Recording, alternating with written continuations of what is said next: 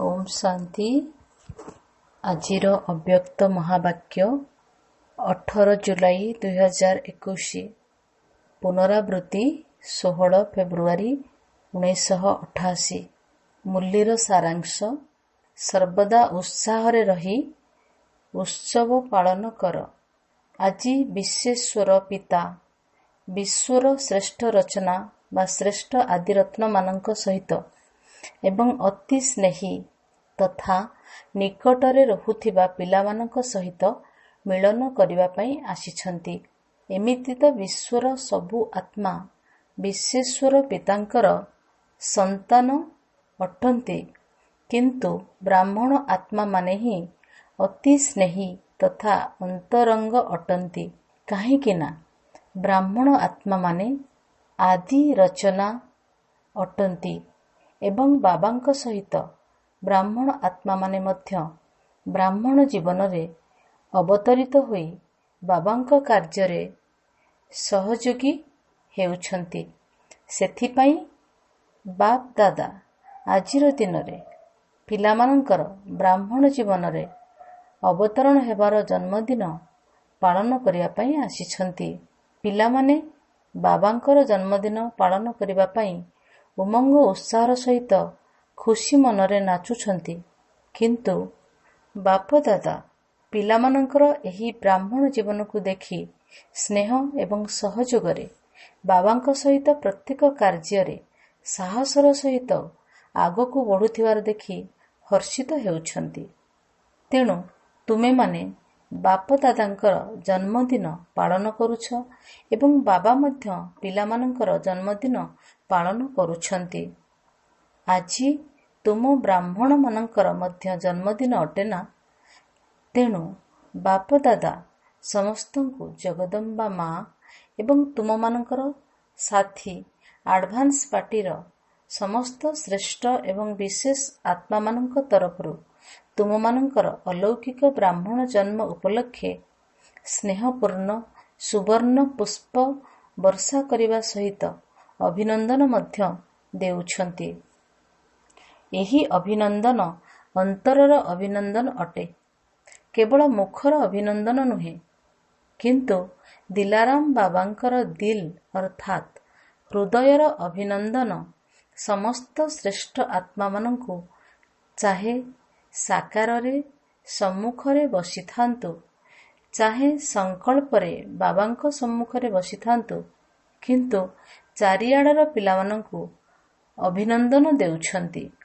आजिर दिन रे भक्त आत्मा मानंक भितरे मध्य बाबांकर बिंदु रूपर स्मृति विशेष भावरे रही थाए।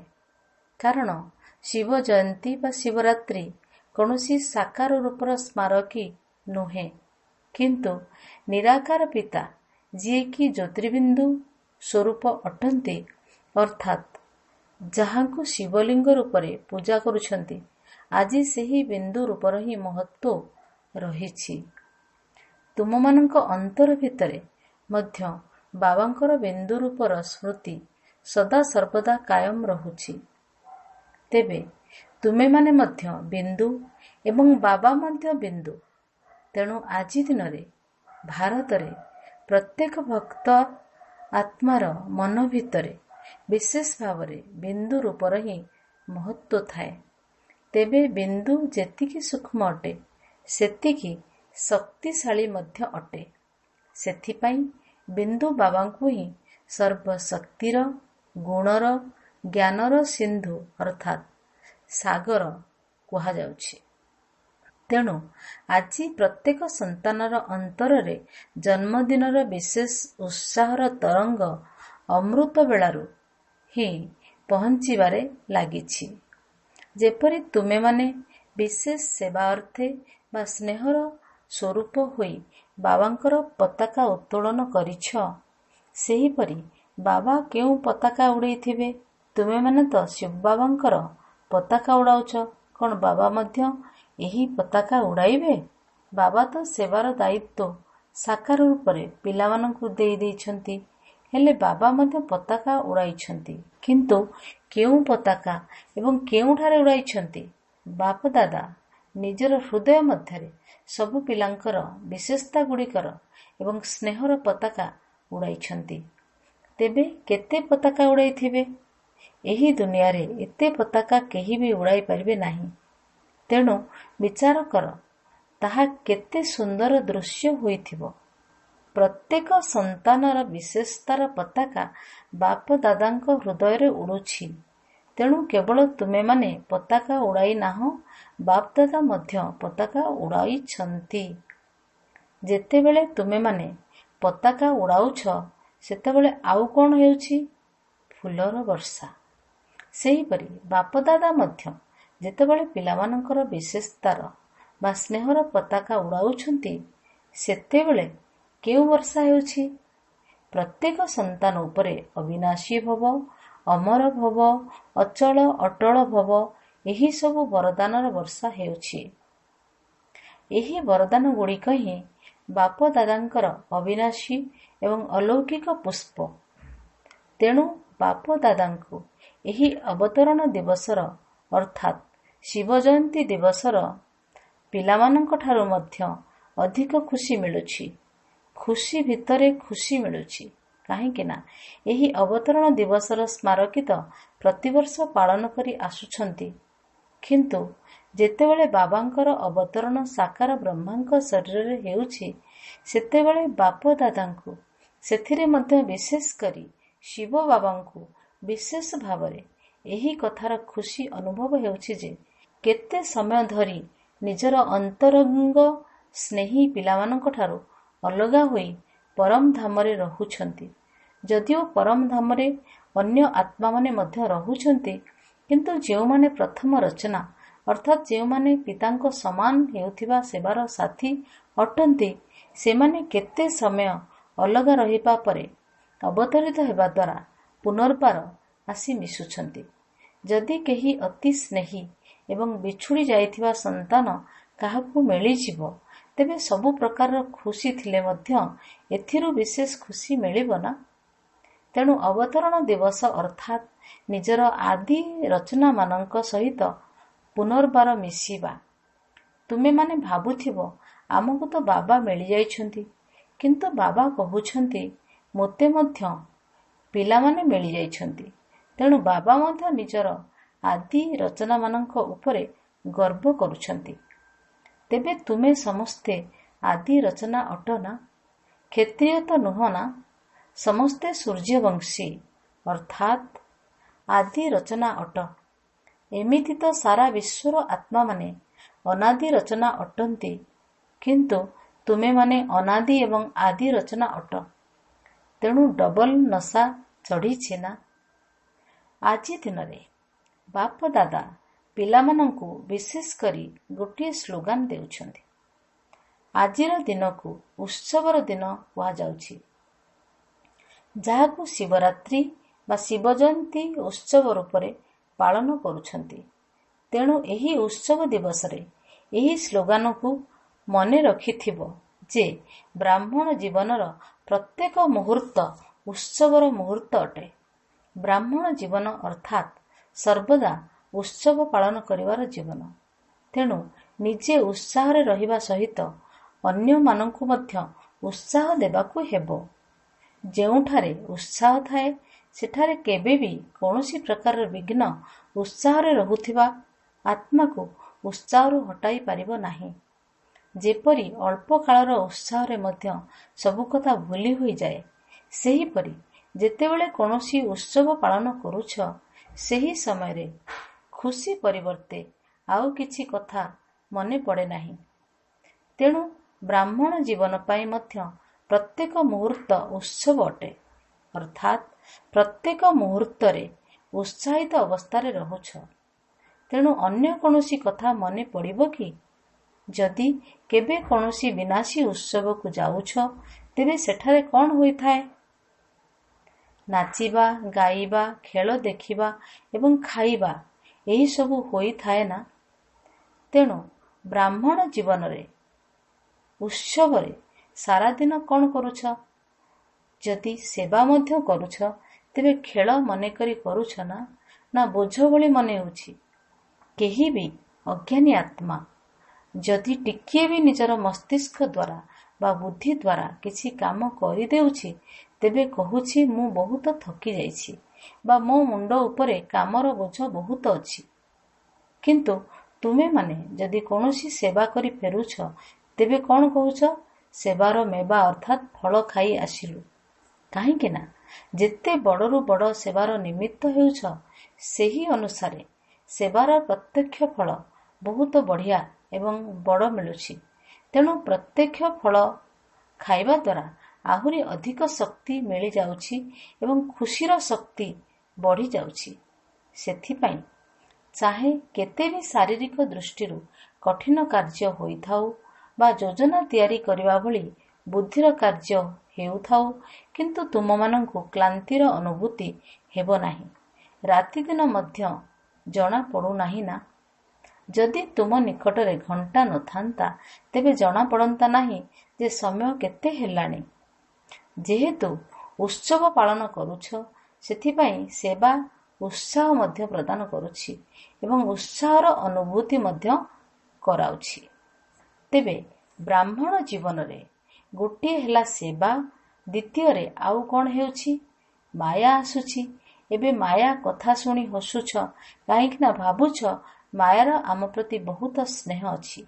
ଯଦିଓ ତୁମମାନଙ୍କର ସ୍ନେହ ନାହିଁ, କିନ୍ତୁ ତାର ତ ସ୍ନେହ ଅଛି ନା?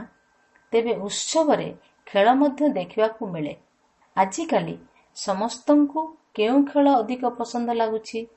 ମିକି ମାଉସର ଖେଳ ଅର୍ଥାତ୍ ମିକି ମାଉସର ଟିଭି ସିରିଏଲକୁ ବହୁତ ପସନ୍ଦ କରୁଛନ୍ତି। ମିକି ମାଉସ ଖେଳରେ ବିଜ୍ଞାପନ ମଧ୍ୟ ଦେଖାଉଛନ୍ତି।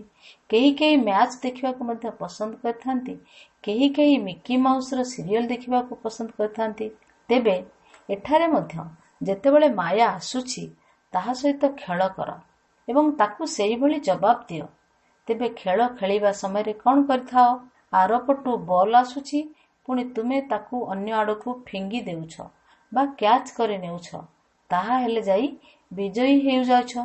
ସେହିଭଳି ମାୟାର ଏହି ବଲ୍ ଗୁଡ଼ିକ ମଧ୍ୟ କେତେବେଳେ କାମ ବିକାର ରୂପରେ ବା କେତେବେଳେ କ୍ରୋଧ ବିକାର ରୂପରେ ଆସୁଛି।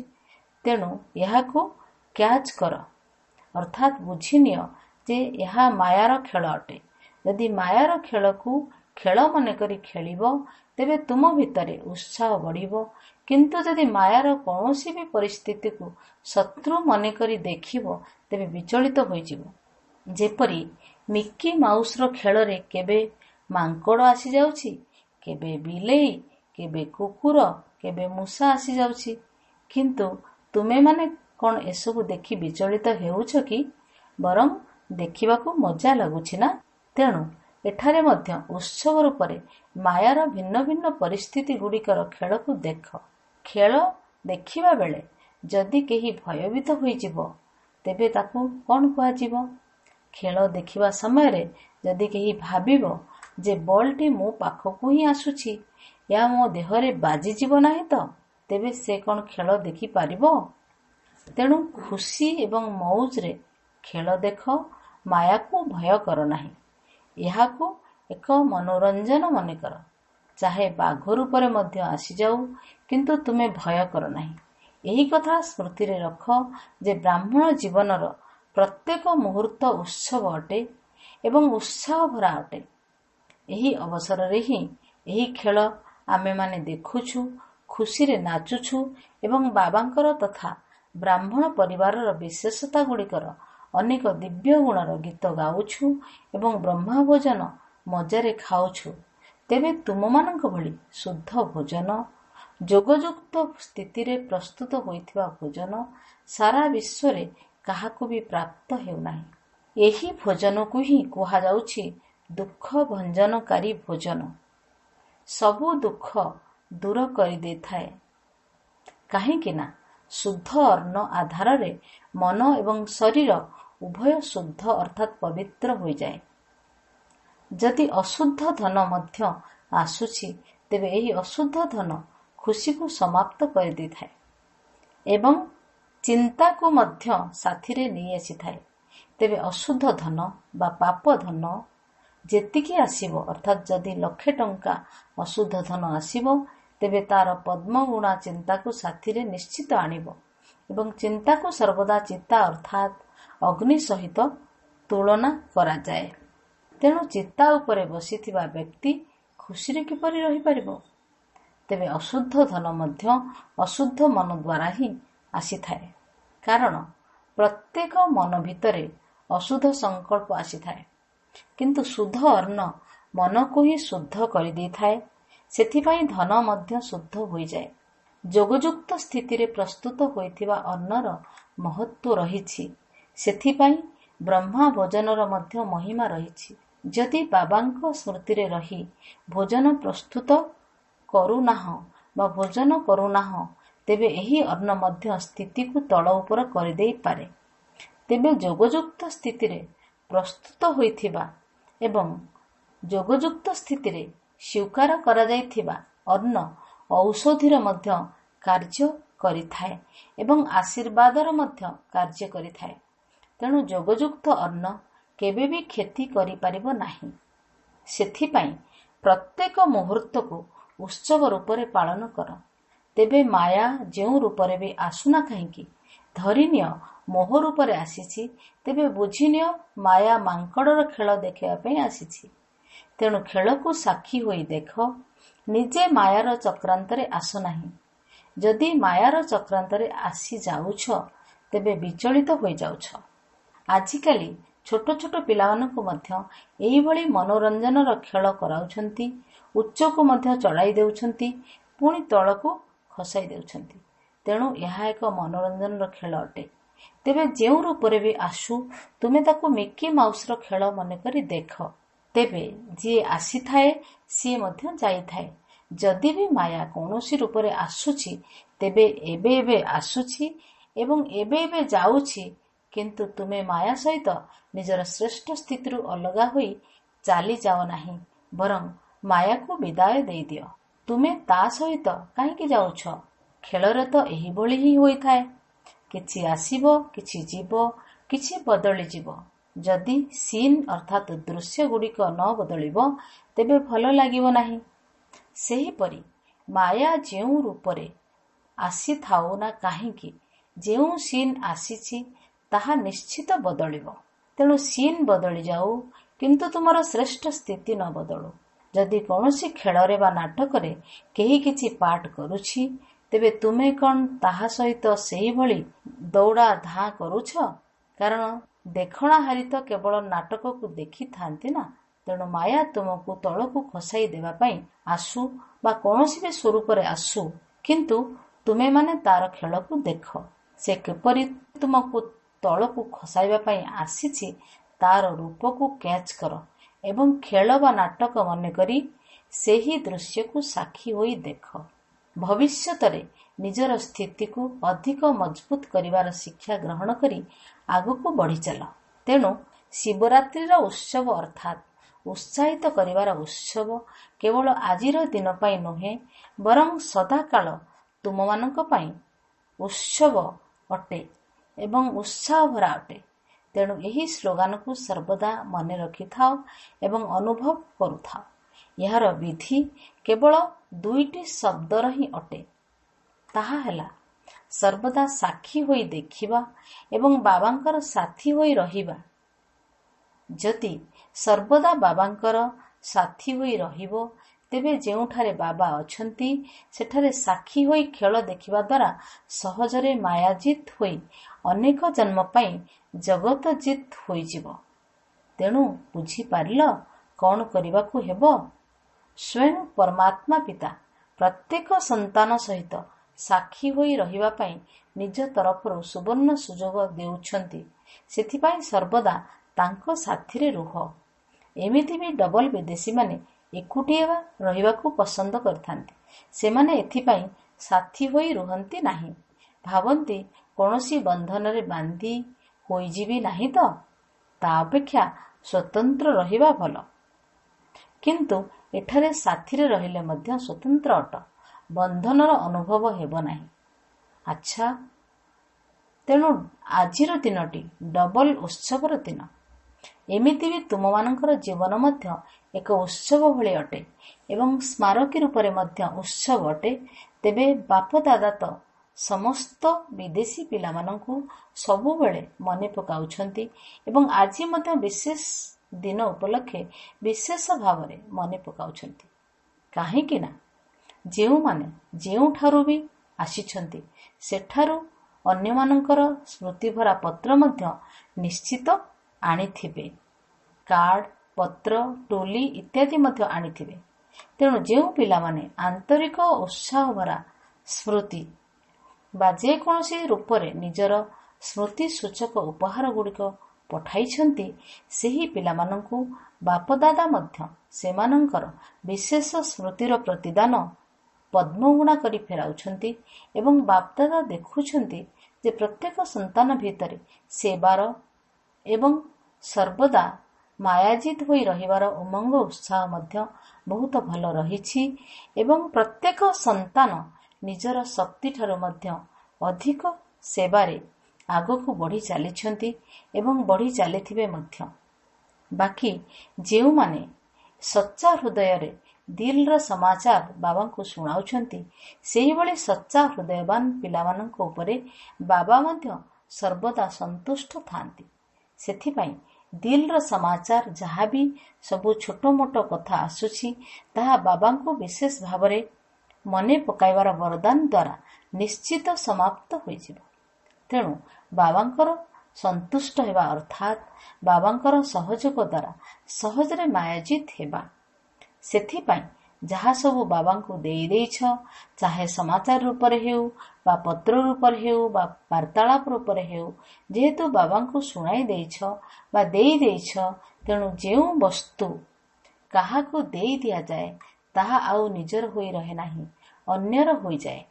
ସେହିପରି ଯଦି କୌଣସି ଦୁର୍ବଳତାର ସଂକଳ୍ପ ମଧ୍ୟ ବାବାଙ୍କ ସମ୍ମୁଖରେ ରଖିଦେଲ ବା ଶୁଣାଇଦେଲ, ତେବେ ସେହି ଦୁର୍ବଳତା ମଧ୍ୟ ଆଉ ତୁମର ହୋଇ ରହିଲା ନାହିଁ।